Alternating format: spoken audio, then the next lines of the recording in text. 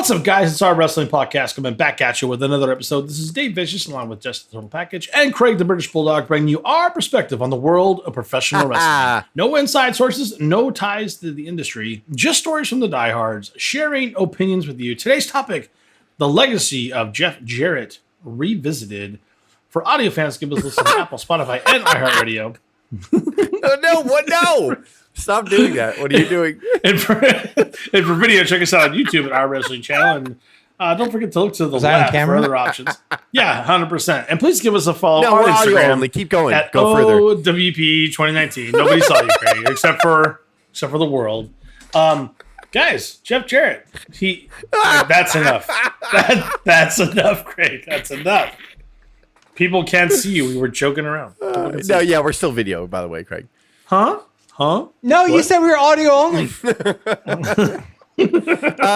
So we did. So we've done. I don't know What? We're audio only. I do like the way you're essentially swirling it. Like you're very kind. You're very gentle. No, we're just you're just swirling. It's so nice. No, why just are a you little scooting footage. over? just bringing them together. Let's just do it. Let's do it to Craig over here. What? Oh. Yeah, Brett needs that. No, we're just talking. We have done so back when I was super arrogant, and I think we were audio only. We might have been video here. I don't remember. And we did. I would be like, "Oh, we're gonna do a legacy of somebody," and we've done the legacy of Jeff Jarrett, but we only did a part 1, and I never did a part 2 because I had to. And this is no disrespect against Mr. Jarrett. I had to slap myself and be like, "Why are we doing a 2-parter on Jeff Jarrett? We should knock that shit out in an hour." But back then, we used to do ridiculously long podcasts and hour and a half, 2 hours. So I never did a part 2 for Legacy. We have the Legacy part 1 out there in the ether. Go ahead, whatever. And it was just, I believe it was just copying. I was just covering his. Watch it or don't. Be an asshole. Who cares? Because we're just talking about TNA. So I stopped right before his TNA run.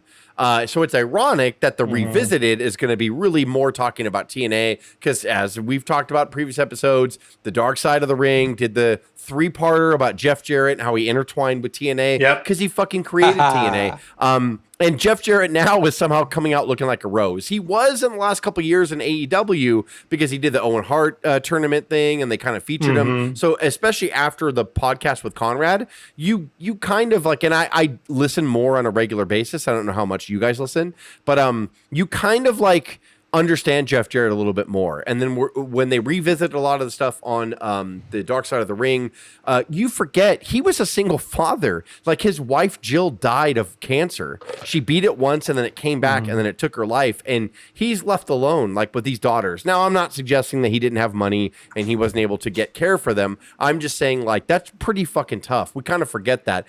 All the while, he's trying to start this promotion that's at number 2. He's trying to, because once WCW got bought, Jarrett knew, okay, first of all, there's an opportunity. And secondly, I cannot allow Vince to be the monopoly guy, the guy who's just dominating and that's it. And I'm not saying TNA came close. I'm not saying anything like that. But like I was a TNA fan in the beginning years, all the way up really until after Hogan and Bischoff left. And I hated the Hogan and Bischoff years. But I mean, I was loyal all up until then. I loved TNA. I loved the earlier stuff. We've talked about that, the legacy of TNA, so no need to go into it. But Jeff Jarrett has had a fucking hell of a wrestling career. And a lot of people are like, yeah, but nepotism though. I'm like, look. There's been a ton of, if you want to get rid of all the people that were related, then we wouldn't be talking about Roman Reigns. We wouldn't be talking about The Rock. We'd be talking about no Samoans, basically. We'd be talking, you know what I mean? Like there's Charlotte Flair. There's so many other people that we wouldn't be talking about. You still got to do the work. Yeah, those people. Are there a lot of people that failed? Like David Flair, Eric Watts? Yes, of course. But at the same time, like, I mean, there's a lot of people that you should praise. And Jeff Jarrett has not only earned that position, in my opinion, but he was an active wrestler as well. And Jarrett was former Intercontinental Champion, former Tag Team Champion. Like, Jeff Jarrett was an accomplished pro wrestler just off that merit alone. Former WCW Champion, former WCW US Champion. You know, like, the way he tried to reinvent himself in WWF, the "Don't Piss Me Off." Remember that stuff? Like, "Don't piss me off." And then he got to WCW and it was Slapnuts and all this stuff. He tried really hard. And Do I think that Jeff Jarrett is a promotion leader, that he should have been WCW World Champion? Not necessarily. He was WCW Champion in its dying years. And so I will say that. But after the fact that he's like, you know what? I'm going to get with my dad. We're going to put our money on the line. We're going to start TNA. They developed it when it was just hourly. Like, you know how we watch Raw every week now? That was a pay-per-view. Like for TNA when they first started, it was like $9 a week or some shit like that, or maybe a little less or whatever. But like it was like $4.99 a week or whatever it was, and that's how they got their start. And then they got TV deals, and they went on. Jeff Jarrett has done a lot of stuff, and maybe it's because it's fresh in my mind from the Dark Side of the Ring show. But like, man, like you really look at it now, and you're like, he's underappreciated. Like, and I felt that way during the Conrad podcast when he first started a few years ago with Conrad. But I don't think Jeff Jarrett's a terrible person. I really don't. I think he's a good guy. And Craig disagrees for sure from Halloween Havoc in 2000. But I think that Jeff Jarrett is super talented. I think that even Joe, we talked to Joe a lot. Joe's like, I just never got him. I never liked him. And a lot of people say he's a ripoff from the Honky Tonk Man because he did the guitar thing and all that stuff. But I'm also like, well, I mean, there's been a lot of people that have been ripped off and they bring a different gimmick into, look at Scott Steiner, Superstar Billy Graham. Hogan copied Superstar Billy Graham. There's a lot of other, Ric Flair copied the Nature Boy gimmick from Buddy Rogers. And, you know, there's a lot of people that copy a lot of stuff. Everything's a duplicate somewhere. I think that Jeff Jarrett's a talented wrestler too. WWF 1995 for the Intercontinental title, In Your House in July. A hell of a match with Shawn Michaels where he loses the Intercontinental Championship. He was never afraid to say, fuck you, Vince, and walk away. He did it twice, by the way. People forget about those runs and those vignettes. Those are some of the most memorable vignettes, JEFF. I mean, oh my God. He's like, ha ha, and you never forgot it. Like, he knew how to promote himself in a way that most wrestlers had no idea or couldn't come close to it. There's very few that could shine in the aura of Jeff Jarrett. And then, like you said, just change that persona when it was right and when it was needed. I can't think of a moment where Jeff Jarrett changed, his character and it wasn't a banger. Like, you always remembered him, and he worked so hard on it. He wasn't the biggest guy. He wasn't the most technically sound. He was always in great shape, though. Jarrett always had some muscle mass to him, for sure. Always in great shape, but he wasn't 300 pounds. He wasn't someone that you would gawk at and remember that way. He wasn't the Ultimate Warrior, but he was 10 times better than the Ultimate Warrior because he had better mic work, he had better persona. He knew how to change it up when he needed to. And like you said, he put his money where his mouth is. I mean, how many wrestlers actually did that? And I know he had help, but every person that starts a business had help. Tony Khan had help, you losers. Do I agree that he should have booked himself to be world champion that many times in the beginning? No, but I think what kind of negates that out is that it was all his money. It's weird. Like, did he hold TNA back in the early years? I don't know. Who's to say? Maybe, but also if you take people that were in the beginning stages of their career, Samoa Joe, AJ Styles, Christopher Daniels, if you legitly cut out, didn't hire any of the other people from WCW, would they have drawn money? I don't know.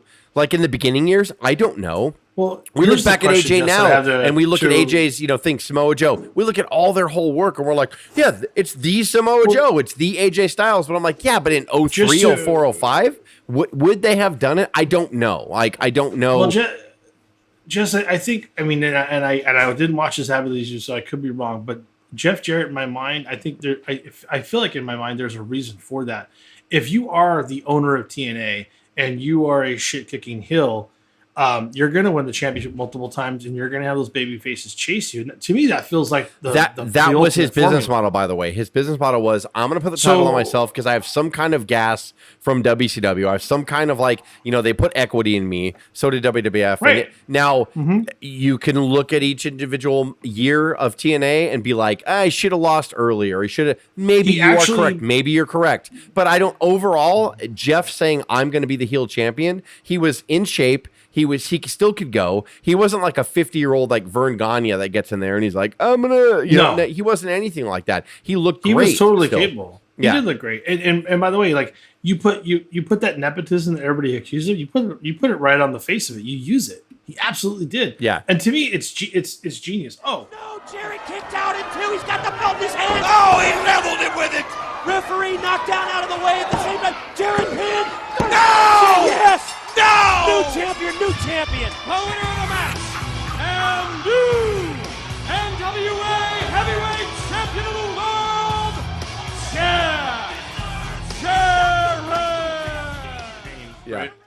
Yeah, I think Jeff Jarrett's a complicated guy. I think you can take an initial assessment and say, oh, he's a promoter's kid, so he's given everything, right? And then but saying that, you don't realize what it's like to be a promoter's kid. He was never home. He obviously had a fractured relationship with his dad, everything from the Dark Side of the Ring episodes. And he had higher expectations on himself, and he had a great body, great worker, USWA, made it to WWF, took no shit, was great on the mic, great in the ring, great creative, and then had the balls to go on a limb and fight Vince and try to expand Southern Wrestling for what it was when the NWA was not around anymore and WCW was no longer with TNA. So it's like watching Dark Side of the Ring, you still see there's a lot of Jeff Jarrett, and yes, has a huge ego. Yes, maybe a sociopath. There was a lot of bad shit in TNA, but there was also a lot of great stuff in TNA. We talked about the X division, the women's division. There was a lot of great stuff. There really was. And for a 3-year period, I remember as a fan, I think it was probably from 06, 07, 08 or somewhere around then, I was like, this is great. This is really, really good. And WWF was very bland and very the same and very unchallenged. And I remember, and during that time, getting Jess, Kurt Angle over there. Kurt Angle was a monster. Over he there, was the catalyst for everything good there because of what you talked about earlier. Because he was a combination of his dad and Russo, and trying to thread the old school with the new school, and trying to thread the T and the A, and arguably TNA, great name, probably not. Six-sided ring, nice gimmick. But well, that's the thing, Craig, is you're right, but they had the six-sided ring. He's Mexico used it, and I felt that we should do it to be different. Not only did he want to be an alternative to WWF, he didn't want to be like them at all. He wanted the six-sided ring. Yeah. So when Hogan and Bischoff came and took the six-sided ring away, he's I smiled when everybody started chanting we want six sides, we want. And I meant that as a compliment. I wasn't saying I'm not saying you were. I'm decision. saying that's an important distinction. You are correct. Jarrett just went on a limb for a lot of the stuff that he went out there for too. That's a big deal. It was him. Everybody criticized it. Oh, if you're going to do six sides, you should do stuff that shows off the six sides. He's the motherfucker, they did. Yeah, the visual of the six. Yeah, they did. So when they did the X division, everything off the turn. Yeah, but not even that. Guess what the difference was? It's not four-sided. That's the difference. That's the difference. If you tuned into TNA and you saw six sides, the first thing anybody would say is they have six sides. And it's you would notice that right away. And that's all he needed to do with it. He didn't need to do a bunch of other things. Pritchard and Bischoff were so hung up on that. They were I'm but you don't get it though. You guys came from big promotions that were trying to copy original formulas and just make it work over and over again. Jeff Jarrett's no, UFC's popular with their Octagon. We should do something similar. And we're not MMA, so we can copy that without it being they're trying to copy MMA. And it was not Jeff's decision to go back to the four-sided ring. It was not Jeff's decision to let Hogan and Bischoff kind of run the roost, and they just manipulated Dixie. But he always did his best. He came back to sell in Hogan and Bischoff, according to the Dark Side of the Ring, when he was out of a job for a while, and they brought him back to sell in Hogan and Bischoff. And even there's an interview where Jarrett says, I could tell that these guys didn't know anything about TNA and what the brand was and what we were trying to do. They did no research. They didn't look into it. No. And it's TNA fans, you asked for it, so here it is. The six-sided ring. This is what separated us from the rest. But what really separated us from the rest was the incredible talent that performed inside of this ring. No. Yeah. And it's and that was, again, his baby. Did he keep the title too long? Maybe. But everything he did was to better TNA. Yeah. And keeping the title a little too long had nothing to do with its demise. I'll just say that. And the criticisms of Karen Jarrett and Karen Angle and that stuff, they were separated way before any of that had ever happened. That's so the entire angle, she kept believing that people in the company believed the storyline over what really happened. She's like, when Kurt came to TNA, Kurt came to her and said that they were legally separated before Kurt left WWE. Months and months before, yes. And so Kurt came to her and said, I need you to please appear with me to be like my side piece. I just want to give a good, impression for TNA. And so she went over there originally and posed still like they were fine because Kurt asked her to do it. And then he got more in addiction. She's like, fuck this shit. Like, I can't help him. I can't do this anymore. Yeah. We're separated. Jarrett called her because she had already been on screen. And I guess Jarrett called her when Kurt went away because of his addiction for a bit in TNA. And then Jarrett's like, I want you to come back. You're a great on-screen presence. Like, I think you should be here. Oh, yeah. And then, and then she just said, okay. She was great. And then she said that he said, can I do something with you before we hang up? And she goes, sure. He's like, I want to read you a scripture from the Bible. And he's like, it was my ex-wife's. No, fuck you, Craig. Because in my mind right now, I envision this like repeating what I'm repeating right now. And then I was going to go, nice move, Jeff. And you fucking beat me to it because you're totally fucking right. Look, I know we're just joking. And if it was a moment between them and they realized they were kindred spirits, I think that's awesome. But in my mind, I'm like, damn, Jeff. Yeah. Like, so Jeff, Jeff. I mean, Jeff said before we hang up, can I read you? Today, right? Can I read you my? Yeah, they are. Yes, they are. Can I read you my deceased wife's favorite passage from the Bible? And this keeps me going every day. And then he read it to her, and that's when she's like, you know what? I think I do want to come back. And then she said after that, they started talking a little bit more, and then she realized like, I love this guy. He's a Southern gentleman. They don't make him like him anymore. I have like the weirdest question of segue, but is Karen Angle? But I told it's so fucking funny. In my mind, I'm like, yeah, Jeff, it's okay. It was open season. Like there was no connection. She wasn't with anyone. He's not stealing anything. And even in the dark side of the ring, like they're both a spiritual, religious people. But she was like, Dixie fucked his life up. Yeah, fucking ruined his life. And absolutely correct. And then when Jeff was talking about his addiction, it was funny, but it's not funny as addiction. He's like, here's how sick I was. I was at a pool party and I'd been drinking beer heavily for a while. And I really kind of realized like I was losing myself to alcohol. He's like, I was at a pool party and I was cheersing everybody. And he looked down and he saw that he had beer gut. And Jeff never had a beer gut. Like he was always like priding himself on being in shape. And then he looked at himself and he's like, then I looked at myself in the mirror and I just said, no, you know what?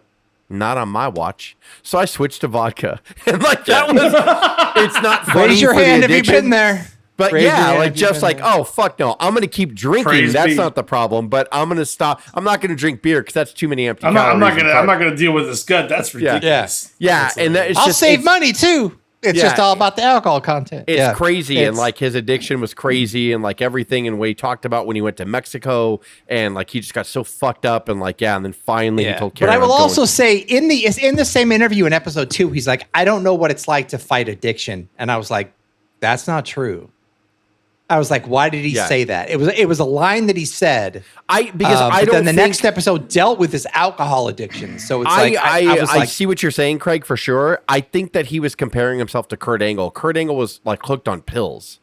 And then he took out. I don't think he's ever been a pill guy. I think that Jeff's been an alcohol guy, a major alcohol guy. Fair. That's fair. He probably doesn't not that one is better than the other, right? But I think that he doesn't want to try to compare to Kurt. When you get latched on pills, you're fucked. Like I think in alcohol, you're still fucked too. But like that's just drinking or whatever. Being on pills and alcohol, if you got asked about Kurt's addiction, and you go, well, I should drink beer. It was a problem, so I understand. Like you don't. Yeah. Like that. I used to take 25, 30, 60 perks a day. Like totally different. And then the fact that Jarrett owned up to it in the next episode and opened up about his struggles, etc. And then Karen would say like she got to a point where I'd come in and I would come into his office at 10 a.m. in the morning, and she's like, he'd have already had multiple drinks at 10 a.m. and he was just fucked. He was upset at Dixie. He was mad at the world, and like, he just kept getting drunk all the time.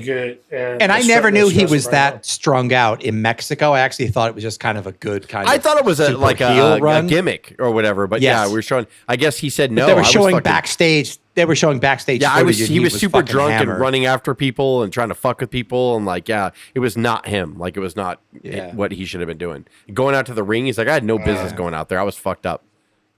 And I had gone to 6 weeks prior to this. It's called O.W.P, intensive outpatient treatment. So I hadn't had any alcohol in my system for 6 weeks, 5 or 6 weeks. Got on a plane, headed up to Calgary, made the first flight just fine. Didn't even think about it. Second flight delayed, another delayed, not an excuse, just kind of recounting the story. And that was the beginning of the end when the wonderful airline stewardess said in seat 2A, I have the boarding pass, Conrad. Can I get you anything? We got to get a drinks in before we take off. And I didn't, truly out of reaction, gave her my drink order. And that was the beginning of my last drunk, as they say. So, Conrad, it was a mess. And another thing is, like, just like everyone else, which is so funny in this fake world of wrestling, he was truly crying when he got the call from Vince to be, after everything he'd gone through with holding Vince Hall up of Fame, for money, to get into the Hall of Fame and get that call means, like, it meant everything to him. Which was great. And obviously, yeah, truly. And his legacy in it. And that's what it was. Like, I mean, Vince put Vernon, put all his like most feared competitors in it. And Jarrett was no different. It's like Jarrett. Which was great. Look at this. Entertainment. Well, exactly. You all right with it? Oh, yes. There we go. Looking right into this camera first. The smiles here. Beautiful. Well, I guess you could say it's official now, right? Pretty cool. Who would have thought? 32 years ago? No one. No one. Did he deserve it? Yeah. What got me too on the thing is like when he was talking about his wife dying, and he's like, I knew she loved me. He's like, it wasn't about me. He's like, what got me and what I still think of to this day and what drove his addiction after a while was like on her dying days, she's like, I don't want to leave our daughters, our girls, because he had 3 girls. Right. And he was like, and every night as she's dying, she's like, I'm just gonna miss them so much. I don't want to leave them. And like he's like, that fucking killed me. Like I couldn't like. I just couldn't. And Scott Steiner, remember Scott Steiner, the documentary? He got up and walked off screen because he couldn't stop crying. Yeah. Like he just is like, she was a great woman. She was a lovely woman. She was full of life. She's so beautiful. And he just like put his head down. I think he took his glasses off and he just got up and walked away. Like he started crying. Kicked the chair, then punched a PA in the face. Even he was like, even Vince Russo, to his defense or whatever, he just started crying. He was like, she had been so full of life. Like they all loved Jill. Yeah. And he's like, when I saw her before she died, he's like, she wasn't the same person. And it destroyed me. Like, she's bad. And parallel to that, his relationship. And then he was like, Owen, I booked her in a panties on a pole match. I'm just kidding. He didn't say that. He didn't say that. Parallel to that was his relationship with Owen that ran through the whole kind of 3-string episode. And then kind of having at the end his last run in AEW, whether he actually participated in the Owen Classic. He was a heel. He wasn't doing very great, but he came out there for his one match. And they cheered him, and they knew who he was. They knew he was friends with Owen. And then Tony Khan didn't book him to go over and ruin the whole thing. Yeah, that's fine. Well. I'm not saying you are correct. That's fucked up to have Jarrett doing, but to put him in the tournament and then hype it, and then they started acknowledging the crowds reaching out to Jarrett. Jarrett's the favorite now, and then he just fucking loses. Like I'm like, really? Like what the fuck are you doing at this point? Like if you're gonna get behind him, do it. I don't care if he lost. Tony's gonna swerve him, bro. I don't care if he lost it all in. I don't know how you sell all in with Jarrett in the main event at this point in 2025 or 24 or whenever it was. Sure. And who did he lose to? I forget who he lost to in the opening round of it was I think we met in the early 90s. His father was a wrestling promoter, my father was a wrestling promoter. There are so many things we had in common, whether it's funny stories, and Owen can tell funny stories about family dinners or family road trips. It's just being the sons of wrestlers and promoters. It's just a different life, but we both loved it. And as I grew to know Owen, and Owen grew to know me, and we traveled and went our separate ways and came back together. But in the late 90s, kind of fate would have it. Yeah, he's still there. So still work with him. Yeah. He's carny all the way. The dude has always fucking finagled his way into a job, and he's always succeeded. But he's a legend, and 30, 40 years in this business, he's earned everything. I've always been a fan of Jarrett. Joe and I have gone back and forth. Joe's always been like, I don't get him or whatever, but I've always been a fan of Jarrett. Do I think he's like one of the greatest of all time, like world champions? No, no. Is he perfect? No. Yeah. No, but like he was a great IC champion, a fun US champion. Going to TNA, like starting that out, I have nothing but respect for him. I really, really enjoy Jeff Jarrett. I have for a long, long time, and I think he should be celebrated. Was he a carny at times? I'm sure. He's a son of a promoter, but all of them are, I think, to a certain extent. 1,000%. Even the CM Punks that are like, I just was minding my own business, and all this bad shit happens to me. I'm like, like you have your politics side too. You have your stuff that you do as well, and so did. Bischoff, so did all of them. Like they all did good stuff, but then there was just times where they were like, me, my. Did Jarrett have that sometimes? Yeah. But I guess when you kind of invest your own money in the company, I mean, you sort of can do what you want. Yeah. Like, and I don't think he abused it. He lost to Sting. He lost to AJ. He lost to, other people. Everybody over that needed to go over at the right time. His entire career was making chicken salad out of chicken shit, which came from, I think, his dad. Monty so Brown, it was WCW, Abyss, like all that. Hitting guitars, WWF, like the Double J. He made moments, and he made amazing money, and he made high-rated segments. The and everything feud, when he they did came back, in each they made federation. it a real life thing about how he stole Karen, and they were the heels. And like, I remember when Jeff Jarrett was the MMA Jeff Jarrett. It was some of the funniest shit I've ever seen. Like he came out with barefoot with his feet taped, all like the MMA. He looked just like an MMA fighter. He would get in the circle on the outside of the ring, and they put the mouthpiece in, and he'd stretch or whatever because it was all training to fight Kurt Angle. Your attention, please. Mr. Jeff Jarrett has asked me to inform all of you that what you are about to witness is an exhibition. The moves demonstrated before you tonight will be performed by professionals. Keith in the truck, put a disclaimer at the bottom of the screen because I want the hearing impaired to understand that only a trained professional should be performing these moves. Kurt Angle. It was so fucking good, and their matches were so great and so fun and like really. But he good. did that in all three places. He did it in WWF, WCW, and TNA, and everywhere he went. So he made waves in AAA, and he made it in USWA when he first started. Like. And the way he held Vince up, and he did. I know he's just like nobody holds Vince up, and he's right. Vince. But within the frame, he did hold him up. Does anybody hold Vince up? No. But at the same time, I think Vince liked it because he said when he gave Jarrett the final check that he demanded that night, or I'm not going to wrestle. He gave Jarrett the check, and he's like, I really like doing business with you. That's what he said. Vince McMahon said to him, and just turned around and walked away. And I'm sure Vince motherfucked him to everybody else, but he always liked him. That's why he fired him on television. He's like, if you want people like Jeff Jarrett to come back, I would look at him and say, you're GOOE